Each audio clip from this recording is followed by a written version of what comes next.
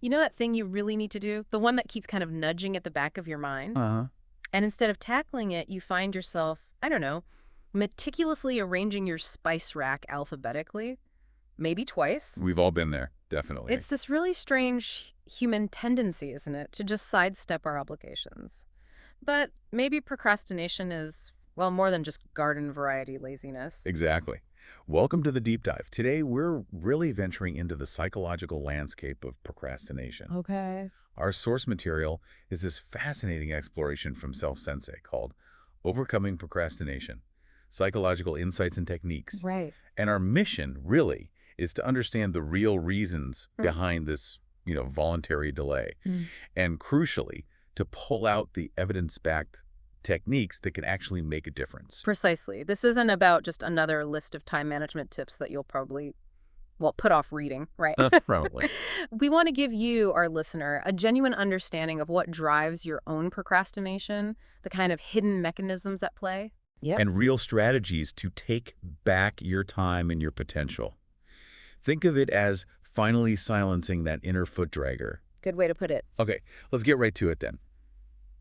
What is true procrastination beyond just, putting things off?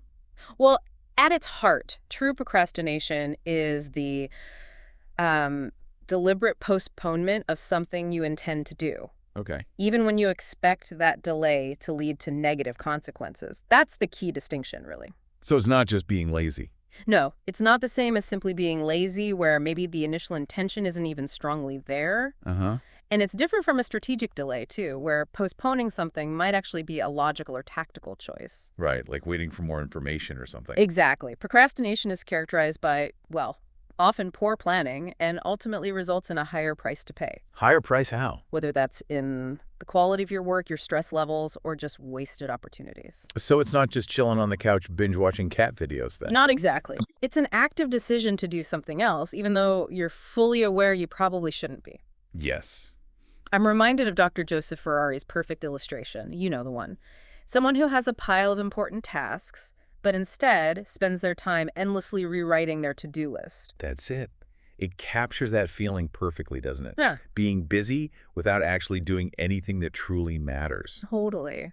And, as our source highlights, unlike laziness, procrastination involves a clear intention that's being actively delayed, despite knowing the consequences are likely negative. Uh-huh.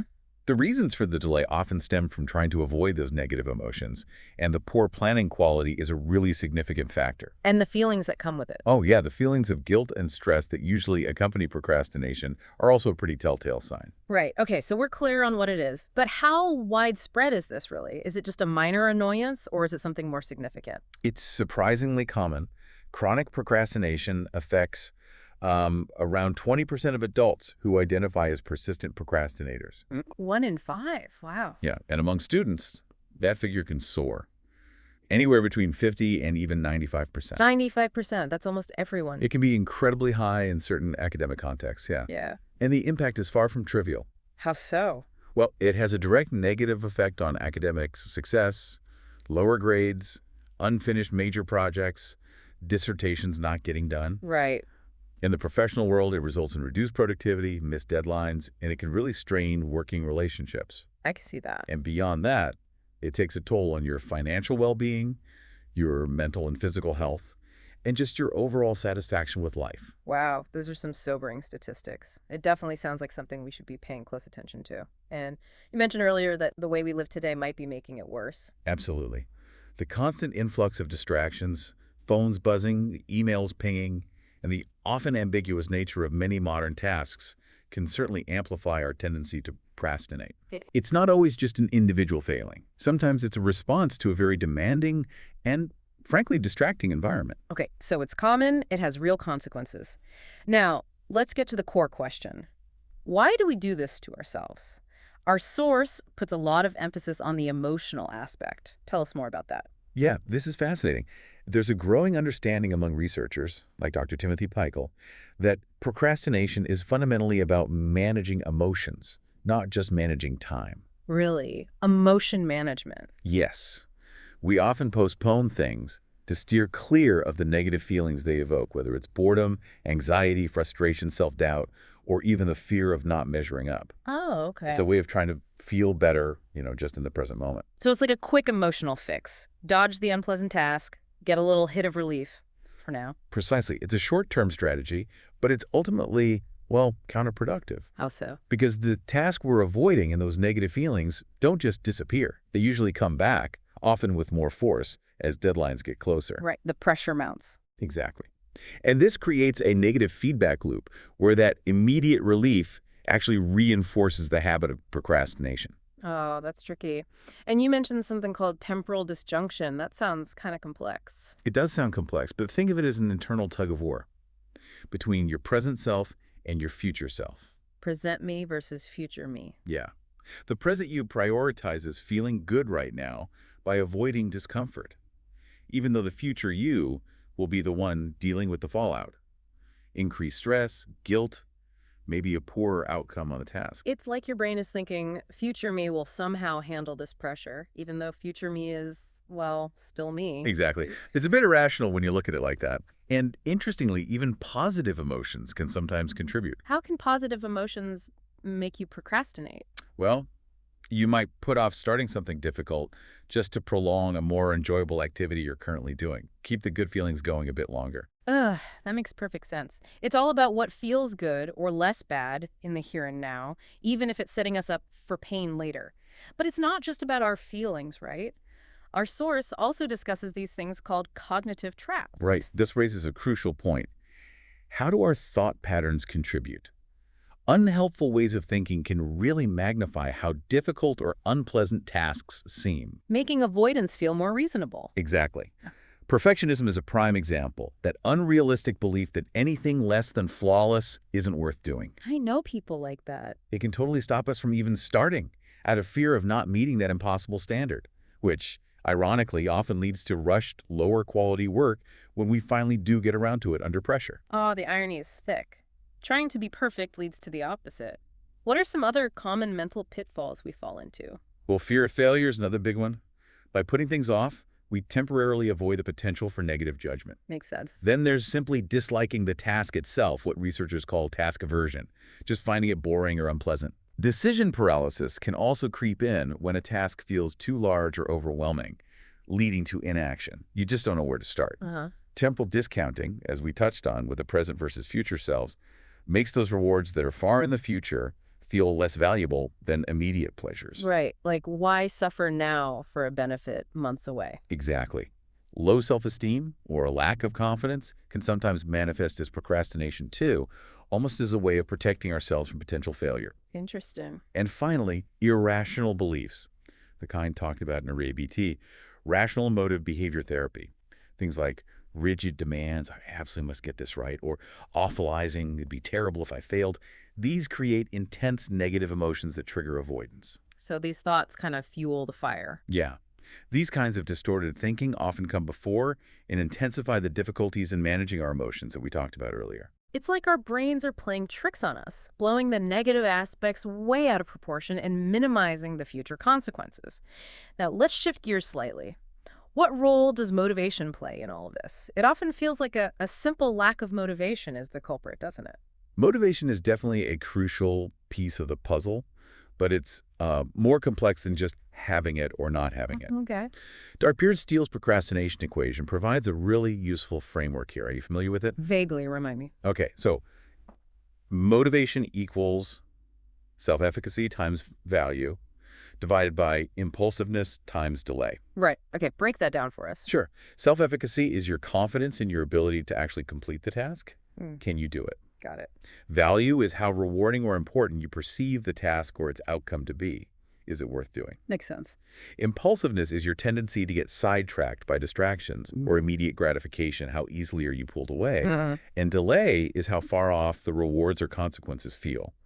Is the payoff immediate or way down the line? Okay, so if I don't believe I can do it, low self-efficacy, or I don't see any real benefit, low value, but I'm easily distracted, high impulsiveness, and the deadline feels light years away, high delay. Then your motivation score, according to the equation, is going to be pretty low.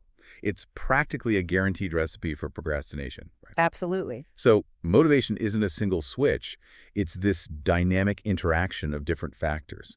We also need to consider intrinsic motivation, genuinely enjoying the task itself, versus extrinsic motivation, doing it for external rewards or to avoid punishment. And intrinsic is better for avoiding procrastination? Generally, yes. Intrinsic motivation tends to be a powerful shield against procrastination, particularly in academic settings, according to research. Okay. Value alignment is also key. When you can connect a task to your personal goals, its perceived value increases significantly. Making it feel more worthwhile. Exactly. The equation also suggests that strength in one area, say high value, might compensate for a weakness in another, like high impulsiveness to some extent. Right. But significant imbalances often pave the way for procrastination. Steele's equation isn't just math. It's a powerful framework showing that even small wins in self-belief or task value can significantly tip the scales against procrastination. That really clarifies things. It gives us a way to sort of pinpoint where our drive might be faltering. Now, what about our personalities? Are some of us just naturally more inclined to procrastinate than others? It seems so. Certain personality traits do make some people more prone to procrastination. Like what? Low conscientiousness, which includes things like a lack of self-discipline, organization, and planning ability, shows the strongest correlation in studies. Okay, that makes sense. High impulsivity also plays a significant role, making it harder to resist those tempting distractions. Right. Shiny object syndrome. Pretty much. And neuroticism, which is a tendency towards negative emotions like anxiety and worry, can lead some people to use procrastination as kind of coping mechanism to avoid those feelings, at least temporarily. What about other traits? Interestingly, even traits like high extroversion, maybe, if social engagements constantly take precedence over responsibilities or very low neuroticism, perhaps a lack of a healthy sense of urgency can sometimes contribute in complex ways. So it's not just about sheer willpower then. Our inherent tendencies can make it a bigger hurdle for some of us to overcome. Exactly. However, and this is really crucial, personality creates a vulnerability, not a fixed destiny. Okay, that's good to hear. Environmental factors, the specific nature of the task, and crucially, the coping strategies you develop can all significantly influence whether those tendencies actually lead to chronic procrastination. That's encouraging. It means we're not entirely at the mercy of our inherent traits. And finally, our source touches on the role of the brain itself. That sounds like some really cutting-edge research. It is indeed. Emerging neuroscience is offering some fascinating, though still developing, insights. Like what? For instance, some studies have indicated that individuals who are chronic procrastinators might have a slightly larger amygdala, The brain's fear center. often called the brain's alarm center for emotions, particularly negative ones. This might suggest a heightened emotional sensitivity to the discomfort associated with certain tasks. Interesting. Procrastination is also being understood as a breakdown in self-regulation, linked to brain networks involved in self-control, emotional processing, and even remembering past experiences and planning for the future. There's even ongoing research exploring potential genetic links. Wow. And in conditions like ADHD, we know that differences in dopamine activity in the prefrontal cortex, our brain's executive control center, can contribute to difficulties in starting and sticking with tasks. So there could be actual neurological differences at play. That's the direction some of the research is taking us. However, it's vital to remember the brain's remarkable ability to adapt and change neuroplasticity. Right. The brain isn't fixed. Exactly. And interventions like mindfulness, for example, have shown promising results in studies related to self-regulation. So, while neurological predispositions might make the struggle more challenging for some, they absolutely don't negate the effectiveness of psychological strategies. It's just another layer in our understanding of this complex human behavior. This has been incredibly insightful. We've definitely moved way beyond just calling it laziness. Now, what happens when this becomes a long-term pattern? What are the broader consequences of consistently putting things off? The consequences, as we touched on earlier, can be really significant and far-reaching. Let's talk performance first. Okay. In terms of performance, chronic procrastination in academic settings can lead to, well, lower grades, poorer test scores, and even the failure to complete major projects like dissertations. And at work. Professionally, it translates pretty directly to missed deadlines, a decline in the quality of work, and it can definitely strain relationships with colleagues and supervisors. Right. And what about that idea that some people work better under pressure? Is there any truth to that? Ah, the classic myth. Let's address that one head on. While the pressure might force completion, it doesn't magically enhance the quality of your work. That doesn't it? No. In fact, research tends to show the opposite: increased errors, more stress, and slower overall progress when people are rushing at the last minute. So why do people say it? We often just selectively remember those rare instances where a last-minute rush seemingly paid off and forget all the times it didn't or the stress involved. It's a cognitive distortion itself. Yeah, I think we can all recall that one time it maybe worked out, but that's probably the exception, not the rule. But the mental toll must be considerable as well. Absolutely. The mental well-being of chronic procrastinators often suffers significantly. Increased levels of stress, anxiety, worry, guilt, shame, these are really common. That short-term relief doesn't last. Not at all. That initial short-lived relief we discussed is often followed by heightened stress as deadlines loom. And surprisingly, there's even a link to increased susceptibility to illness, likely due to chronic stress. Wow. Illness too. Yeah. Furthermore, there are established connections between chronic procrastination and more serious mental health conditions like depression, anxiety disorders, and even obsessive-compulsive disorder in some cases. It can become a cycle, right? Like with depression. Exactly. It can become a really destructive cycle, particularly with depression, where low energy contributes to procrastination, which then makes you feel worse, exacerbating the depressive symptoms, a real downward spiral, sometimes called a shame spiral. And it's not just in our heads, is it? There can be tangible physical consequences too. That's right. Research has linked chronic procrastination to physical issues like disabling pain, increased physical inactivity, poorer sleep quality, and a higher likelihood of experiencing illness in general. How does that connection work? Well, partly it's likely due to the chronic stress weakening the immune system and contributing to things like musculoskeletal problems from tension. Okay. But indirectly, procrastination can also lead to fewer engagement in healthy behaviors, less exercise, poorer eating habits, not prioritizing sleep.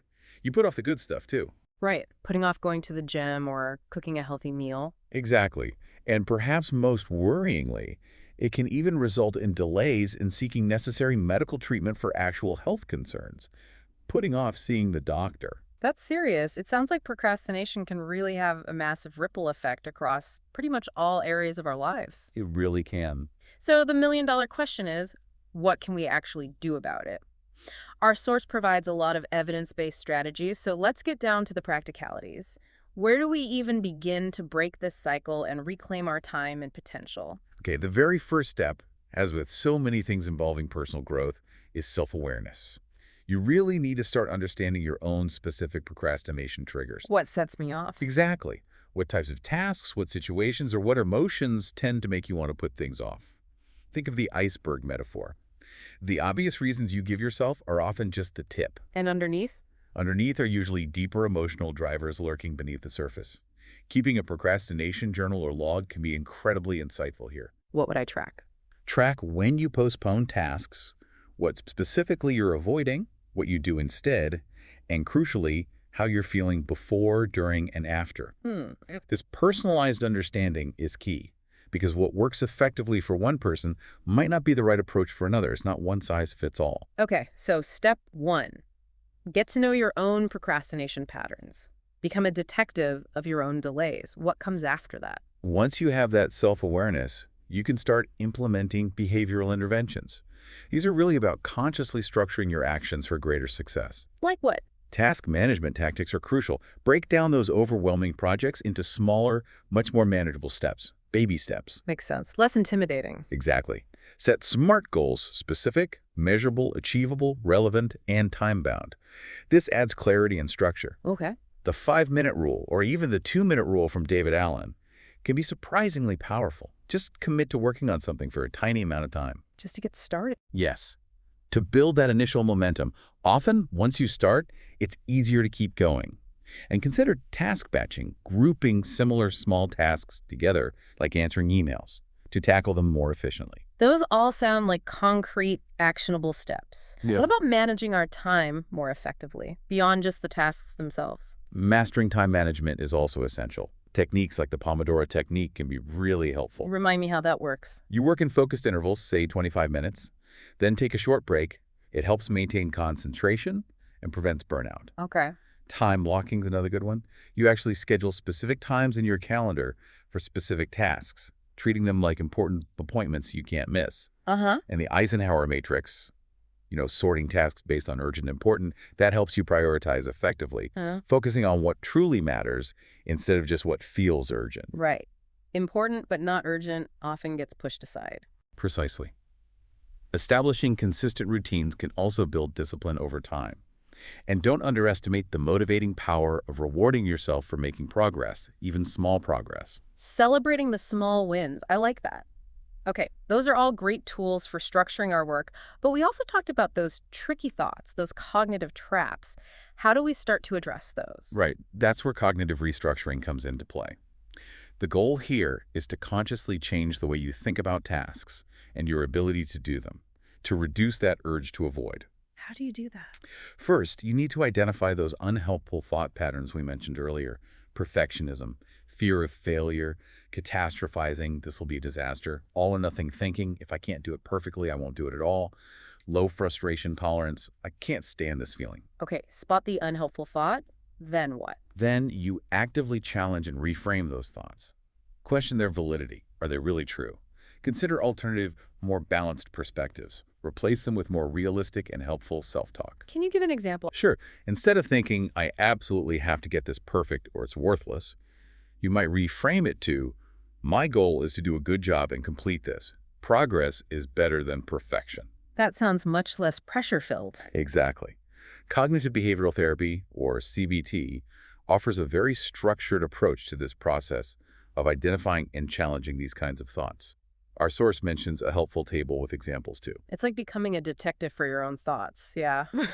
Uncovering the flawed logic and then presenting a more accurate and helpful case to yourself.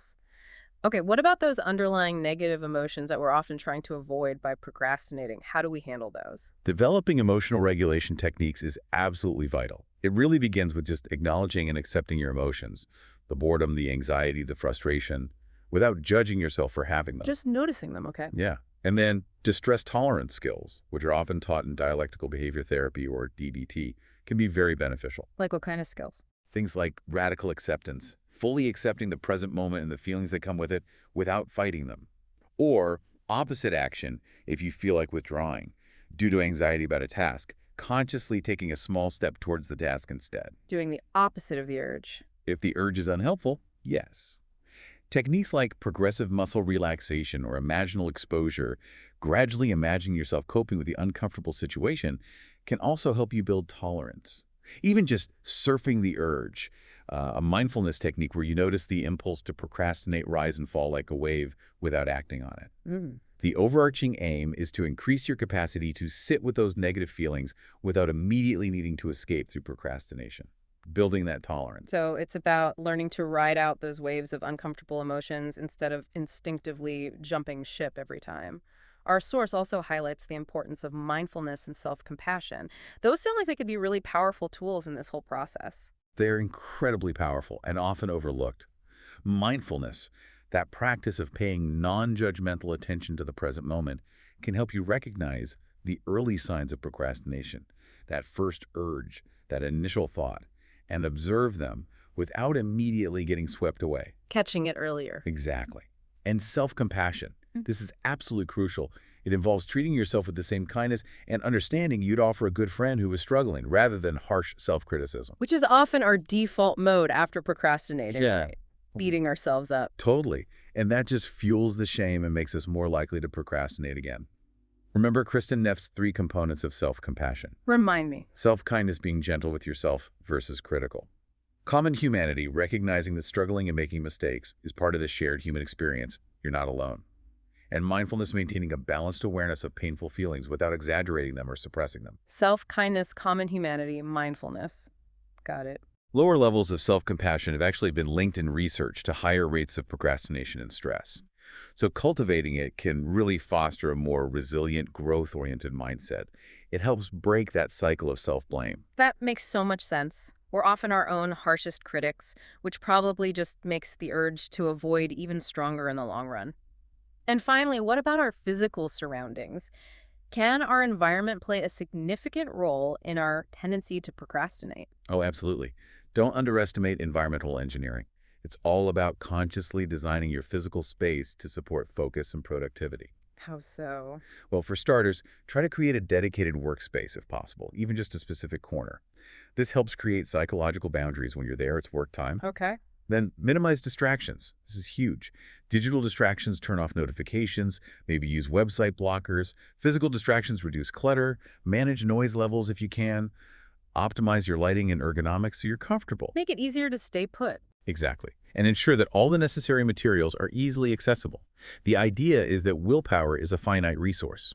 A well-designed environment reduces the number of temptations and cues for distraction, making it easier to enter and maintain that state of deep work. So it's about setting ourselves up for success by making the desired actions easier and the tempting distractions harder to reach. Smart. Now, our source also highlights key insights from leading researchers in the field. Let's dig into some of their core ideas. First, Dr. Pierce Steele and his procrastination equation. We touched on it earlier, but what are his main recommendations for tackling procrastination based on this model? Right. Dr. Steele emphasizes actively influencing each component of that equation to shift the balance away from procrastination. So boost the top, reduce the bottom. Essentially, yes. To boost motivation, you need to increase your expectancy of success. That's self-efficacy. How? By breaking tasks into smaller achievable steps, creating those small wins that build momentum, what he calls a success spiral. Okay, increase expectancy. What else? Increase the perceived value of the task. Connect it to your long-term goals. Reframe it in a more positive or engaging light. Find ways to make it more interesting if possible. Right, and the bottom of the equation, impulsiveness and delay. Exactly. You need to decrease impulsiveness. Minimize distractions, put the phone away, close unnecessary tabs. Ensure your basic needs like sleep and food are met so you're less susceptible. Maybe even make distractions less attractive, like logging out of social media. Make it harder to be impulsive. Yes. And finally, decrease the perceived delay of the reward or consequence. Set intermediate deadlines, micro deadlines. Vividly imagine the benefits of taking action now or the negative consequences of further delay. Make it feel more immediate. So it's a multi-pronged attack based on the equation. Precisely. He views procrastination fundamentally as a failure in self-regulation, and his equation provides a really valuable diagnostic framework for identifying exactly where to target your interventions for maximum effect. That makes the equation even more practical, a tool for pinpointing, where we need to focus our efforts to regain control. Next up, Dr. Joseph Ferrari. What are his key insights into understanding and overcoming procrastination, especially the chronic kind? Dr. Ferrari focuses a lot on chronic procrastination, seeing it as a more deeply ingrained, often unconscious, maladaptive lifestyle pattern.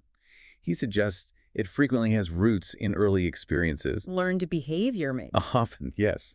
He emphasizes that it's an active avoidance strategy, often fueled by a whole repertoire of excuses we tell ourselves.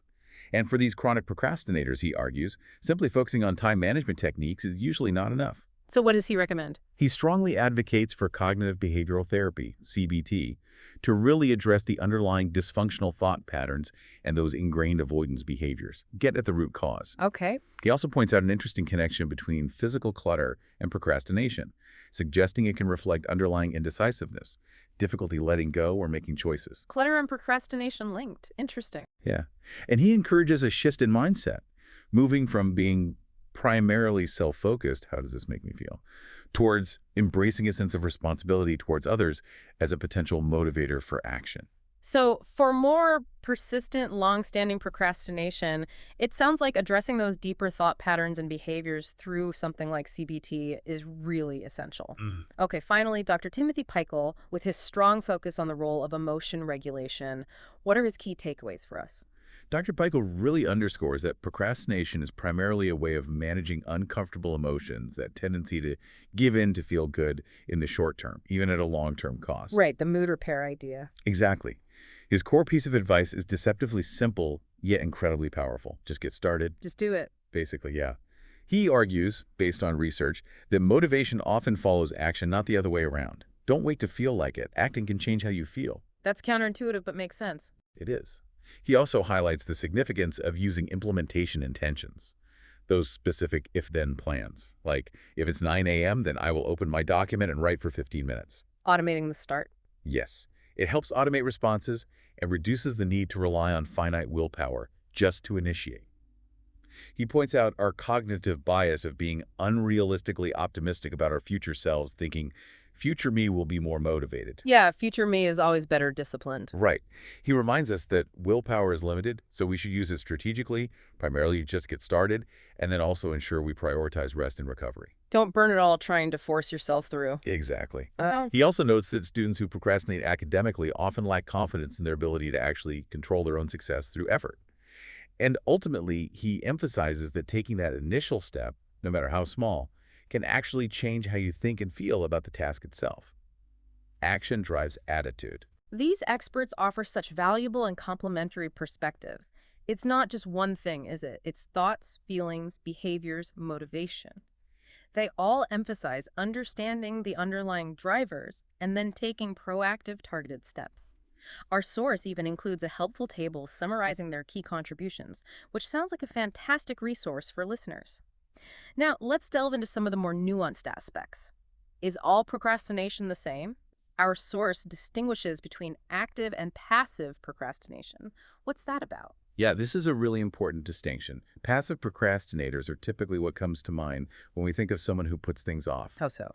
They're often paralyzed by indecision, frequently miss deadlines, experience significant distress, feel overwhelmed, and generally have poor outcomes. They tend to score lower on measures of conscientiousness and perhaps higher on neuroticism. Okay, that sounds like the classic struggle. What about active procrastinators? Active procrastinators, on the other hand, intentionally delay tasks. They often say they prefer working under pressure and genuinely believe they can still meet deadlines effectively, maybe even thrive on it. They choose to wait. Kinda, yeah. They might even exhibit higher levels of self-efficacy for tasks done under pressure and use more adaptive coping mechanisms. Interestingly, some research suggests that active procrastinators can achieve comparable or even, in some specific cases, superior performance. Really? Better performance. In some studies, for certain types of tasks, yes. They also tend to score higher on measures like emotional intelligence and self-directedness. It's a different profile. So it's the underlying intention and the ultimate outcome that seem to be the key differentiating factors here. It's not always dysfunctional. Exactly. Dr. Peichel even suggests that if the delay is truly intentional and doesn't come with the expectation of being worse off for it, it might not even fit the standard definition of procrastination. What would it be then? It could be more accurately termed intentional delay or strategic postponement. This just highlights that not all instances of delaying tasks have the same negative consequences or stem from the same psychological roots. Nuance is important here. That's a really crucial distinction to make. Okay, what about when procrastination is intertwined with other underlying conditions, such as ADHD, depression, or anxiety disorders? How does that complicate things? Procrastination is a very common symptom or consequence of these conditions, absolutely. It gets tangled up. How does ADHD play into it? Well, in the case of ADHD, the core symptoms inattention, difficulties with executive functions like planning, organization, initiation, working memory, and impulsivity can all contribute to significant challenges in starting and sticking with tasks.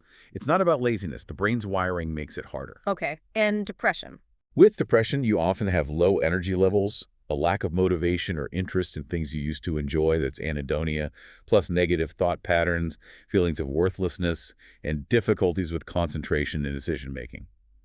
All of these can directly lead to procrastination. And it becomes a cycle again. Yes, very much so. Procrastination makes you feel worse, which deepens the depression, which makes it harder to act, a reinforcing negative loop. What about anxiety? Anxiety disorders, especially those involving fear of failure, perfectionistic tendencies, feeling overwhelmed, or intolerance of uncertainty, can also trigger procrastination as a way to avoid the anxiety-provoking task or potential negative outcome. But of course, the delay usually just increases the anxiety in the long run. So when procrastination is significantly intertwined with these underlying conditions, Then it's really essential to address the root cause. This usually means appropriate therapy like CBT, tailored for ADHD, depression, or anxiety, or other specific treatments, and potentially medication.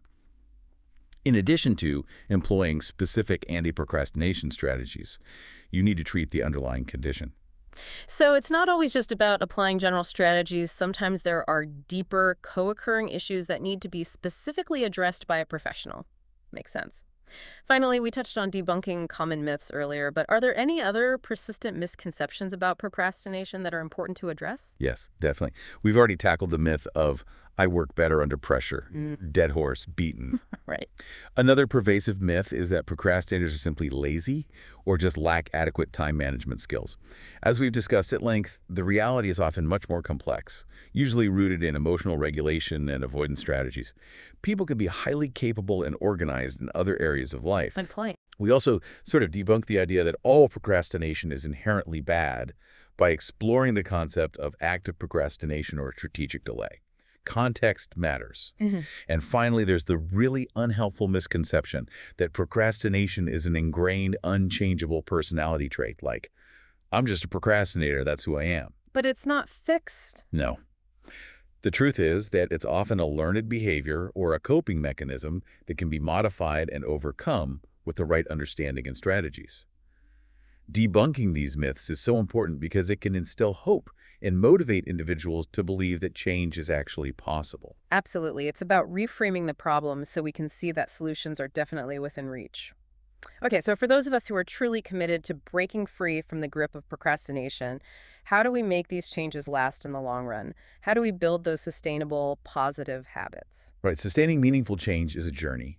It's about habit formation, and that demands both consistency and, frankly, It's patience. not just a quick fix. Definitely not. Think of self-discipline not so much as relying on sheer willpower in every single moment, but rather as the consistent application of the strategies we've discussed, gradually making those desired actions more automatic and less of a struggle. Building the muscle. Kind of, yeah. Regularly using techniques like task planning, reviewing your progress, sticking to your chosen work rhythms like the Pomodoro technique, maybe even on days when motivation feels low. That's key. Remember, well-established habits are far more reliable than fleeting motivation. Consistency over intensity sometimes. Often, yes. And be patient with yourself throughout the process. Incremental progress is normal. Occasional slip-ups or lapses will happen. They don't signify complete failure or mean you should give up. That's important to hear. The focus should be on building sustainable systems and routines that support your goals over the long haul. And what about when we inevitably stumble? Because let's be realistic, setbacks are pretty much part of any significant change process. Setbacks are indeed an inevitable part of the process, no question. The crucial thing is to cultivate resilience, that ability to learn from those stumbles and keep moving forward without getting totally derailed. How do we build that resilience? First, try to view setbacks not as failures, but as valuable learning opportunities. Okay, that didn't work or I slipped up, why? Take some time to reflect non-judgmentally on what might have triggered the procrastination this time, what went wrong, what can I adjust? Learn from it. Exactly. Practice self-compassion. We talked about this. Treat yourself with kindness and understanding rather than harsh self-criticism. This is vital to avoid getting caught in that negative shame spiral that just leads to more avoidance. Be kind to yourself. Yes. Revise your action plan based on what you've learned from the experience. Maybe the steps were too big. Maybe you need better distraction management. Adjust. And develop healthy coping mechanisms for managing the emotions, the frustration, the disappointment that setbacks can bring up. Remember, resilience isn't about never falling.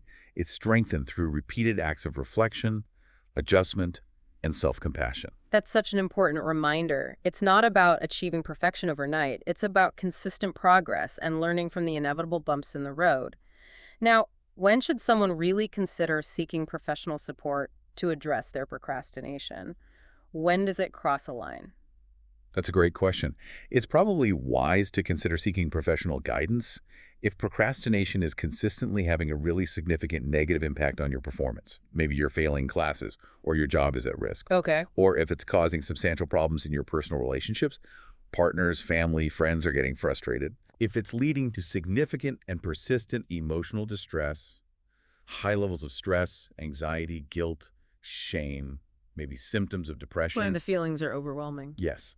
Mhm. Or if it's just a chronic, pervasive pattern across multiple areas of your life, and it doesn't seem to improve much even when you try self-help strategies like the ones we've discussed. Stuck in the pattern. Exactly. Also, definitely consider it if the consequences of your procrastination are becoming severe, maybe serious financial trouble, legal repercussions, or neglecting important health issues.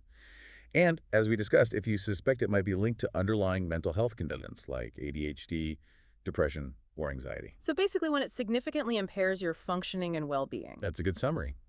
Effective therapeutic approaches, particularly cognitive behavioral therapy, CBT, are highly recommended and have a strong evidence base for helping with chronic procrastination. How does CBT help specifically? CBT helps you identify and challenge those negative thought patterns, modify the maladaptive avoidance behaviors, and develop more effective emotional regulation skills. It tackles those core issues we've been discussing. Are there other options besides individual therapy? Yes, group CBT can be very effective and sometimes more accessible. Online therapy options are also increasingly available and have shown good results for some people. A therapist can provide that personalized assessment, tailored strategies, crucial accountability, and ongoing support needed for lasting change, especially if underlying conditions need addressing too. That's really helpful guidance. It's about recognizing when the challenges are maybe beyond what we can effectively manage on our own and seeking out the appropriate professional support. Well, this has truly been a deep dive into the psychology of procrastination.